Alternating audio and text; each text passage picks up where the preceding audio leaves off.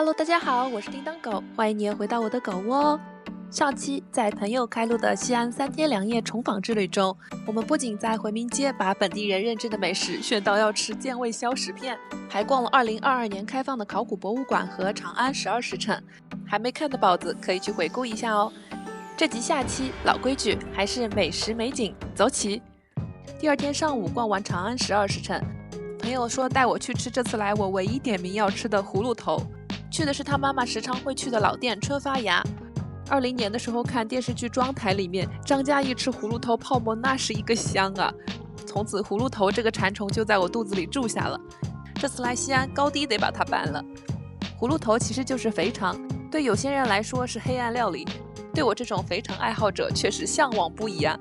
点了一个双头泡馍，吃泡馍先掰馍。朋友说这个搭配葫芦头的馍空隙多，比较蓬松，不需要掰太小就能吸汤汁。泡馍上来了，香菜、青葱、小青菜的绿色，和汤上面一层红红的辣子，看着也太有食欲了吧！葫芦头泡馍的名字有说是跟药王孙思邈有关的，药王把药葫芦和里头的药送给了做煎白肠的店家，用来消除肥肠的异味。店家为了表示感激，把药葫芦选在门头上，所以有了葫芦头的名字。也有说是因为猪大肠油脂很厚，样子很像葫芦，所以叫葫芦头。我们点的这个双头泡馍，一头呢就是长头，肠油丰富，油香软嫩；另一头是猪肚头，弹脆有嚼劲。相比之下，我还是更喜欢吃肥肠，处理的完全没有异味，超级肥香。葫芦头的汤汁浓郁，还搭配了油泼辣子，吸满汤汁的馍块软软的，好像在吃固体汤汁。汤里面还有粉丝呀、韭黄、木耳等等配菜，这一吃不是麻烦了吗？西安又多了一个让我心心念念的美食了。刚才一进店门的时候，就看到有个帮帮肉的小车，老板热情推荐。这是肠头，这是肠子，还有肉，还有咱自家灌的香肠。帮帮肉简单来说就是熏猪内脏和猪肉等等。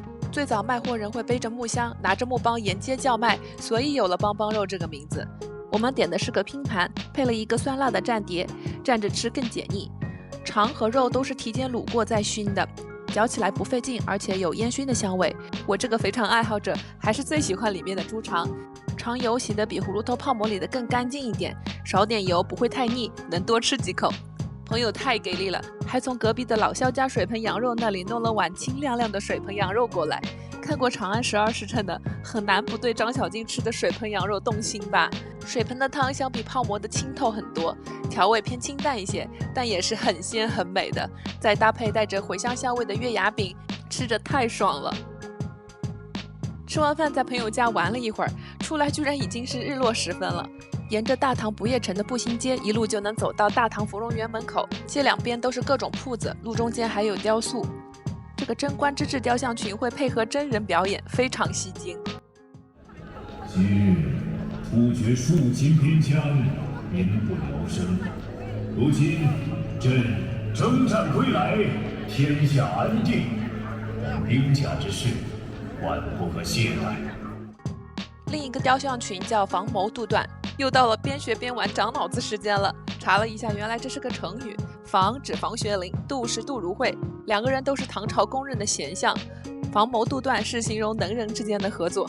一瞬间我想到了这个成语的现代反义词卧龙凤雏，大家觉得贴不贴切呢？这一路还看到了其他的舞台表演，走走看看一点也不会无聊，而且满街都是一身汉服妆发齐全的漂亮小姐姐，非常养眼。大唐芙蓉园是我学生时代游西安的时候没来得及去的景点，今天终于能弥补这个遗憾了。成人门票是120元，园区占地面积有1000亩之多，从面积上看比长安12时辰主题街区是实惠了不少的。而且大唐芙蓉园一天之中的不同时间段也有不同的表演可以看。我们一上来走到湖淀区就遇到了湖鸡表演。为了能在这湖上大会拔得头筹，我们必定拿出压箱底的绝活，还请诸君多多捧场啊！多多捧场，多多捧场啊！有请来自波斯的美姬。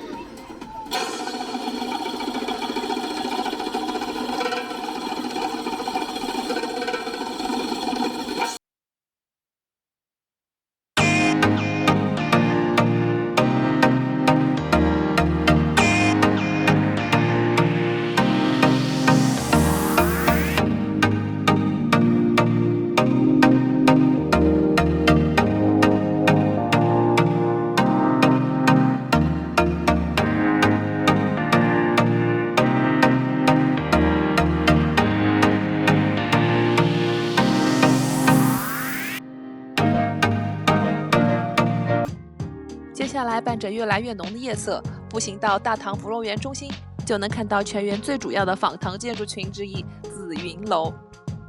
据记载，历史上的紫云楼建于唐开元14年，每逢曲江大会，唐明皇必然会登楼欣赏歌舞，赐宴群臣，远眺万民游曲江的盛况。而眼前的这座紫云楼是参考历史资料建造的，楼高4层，还有南北广场，是国内最大的仿唐楼阁建筑群。夜幕之下被灯光映照着的紫云楼，着实是大气恢宏呢。都说大唐芙蓉园一步一景，但走到这里，叮当狗已经快累得移不动步子了。园区实在太大了，正巧看到有这种观光电瓶车，朋友给打听了一下，39一位，可以在园区里绕一圈。看到喜欢的景点，还可以随时请司机师傅停车下去逛逛。再坐车的话，只要看到开来的观光车，招手示意就能上车了。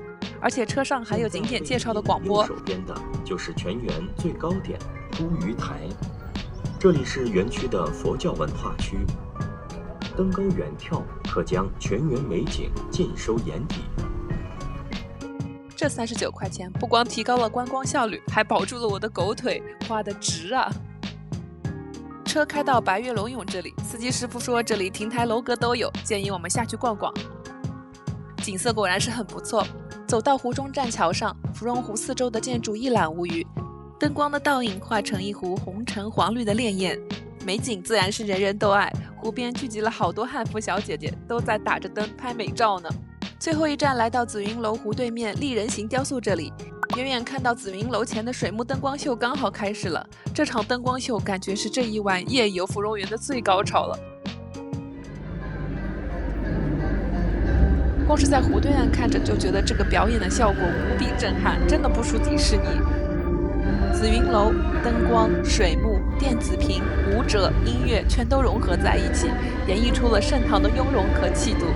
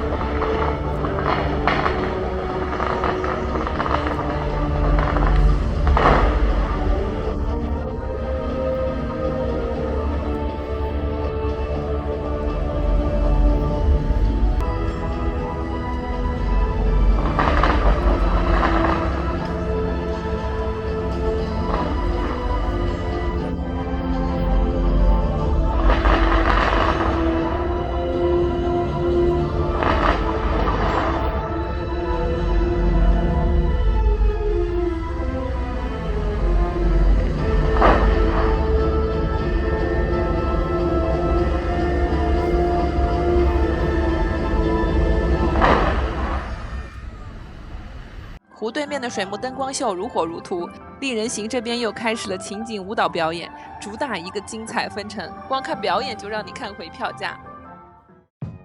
大唐芙蓉园出来，肚子已经咕咕叫。这几天顿顿碳水开会，所有人都表示这个晚上我们只摄入肉。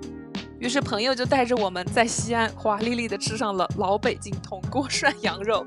去的是天人居，当时太饿了，所有人都抢肉吃，没拍到几个画面。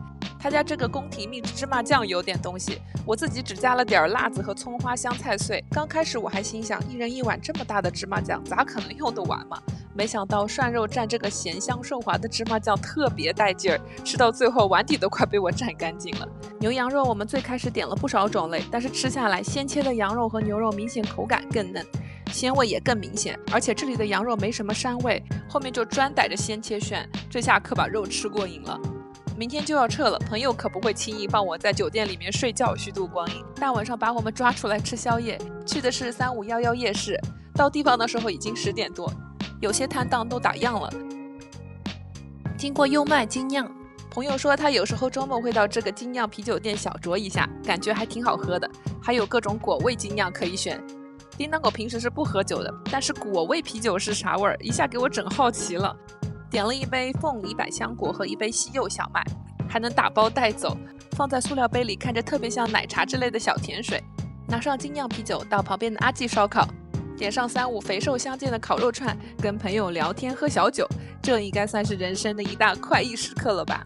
刚才打包的精酿我们分着尝了尝，这简直就是啤酒风味的百香果凤梨汁和西柚果汁嘛。不喜欢啤酒花苦味的，尤其是女生，应该是非常容易接受的。吃烤涮的时候看到桌上放着小碗，用保鲜膜封着这整颗大蒜，我觉得好有意思，这是在南方从来没见过的画面。后来又在烧烤店点上了麻辣小龙虾，我当时去西安的时候还是夏天，时隔6年回国，终于嗦上了鲜活的麻辣小龙虾。虽然虾个头不太大，但是这个味儿就是让我每次刷到视频都会隔着屏幕流口水想念的味儿呀。嗦嗦手指头，美味的一天结束啦。最后一天我们是中午的高铁离开西安，吃完早饭还有一些时间，走路10分钟去酒店边上的艺俗社街区逛了逛。陕西艺俗社原名是叫陕西灵学社，1912年8月的时候在西安成立的，创办人是同盟会成员和当地的社会名流。初创的时候宗旨是移风易俗，辅助社会教育，改良戏曲，救济贫寒兄弟，所以在艺俗社的剧院里面是不演传统剧目的。社员们新编了大量的新戏。艺俗社最早也不在现在这个位置，是民国5年左右迁到京西一路这里的。1924年，鲁迅先生和其他10多名学者应西北大学教授邀请到西安讲学的时候，也曾经5次到艺俗社看演出，而且还赞叹不已。民国大 IP 看了都说好的戏剧，究竟是什么样的呢？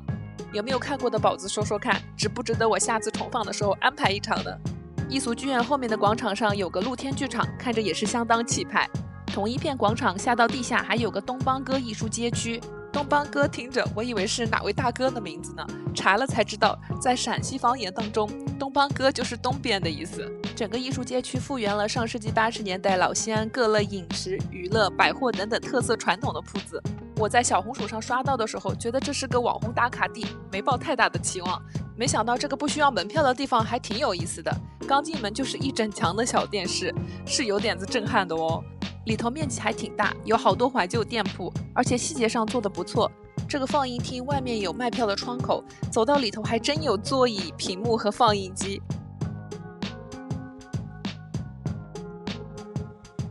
音像店里各种磁带、录像带、收音机。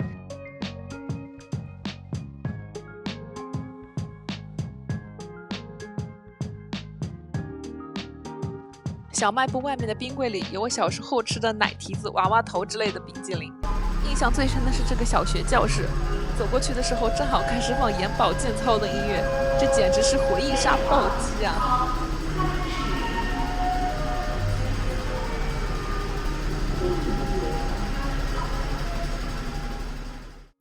其他还有很多有意思的空间可以探索。买吃喝的地方不用说，自然是非常多的。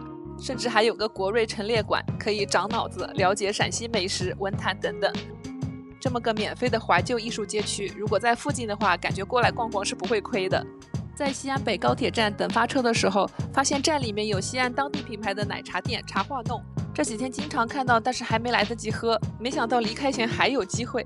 点的这杯梅占摇红是好喝的奶茶，跟主流奶茶店的口味感觉差不多，但是这杯黑金酸奶真是喝一口我就惊为天人，直击我这种喜欢酒酿风味的人的心啊！里面紫色的是桑葚，白色的是酸奶，底下还有一颗颗甜胚子，一整杯微酸微甜，带着奶香，非常清爽。而且我还是第一次吃甜胚子，这是一次就爱上。嚼一口，燕麦的外皮破开，里面类似酒酿的浆液就会爆浆，还带着谷物的香气，这不就是最天然的爆浆珍珠吗？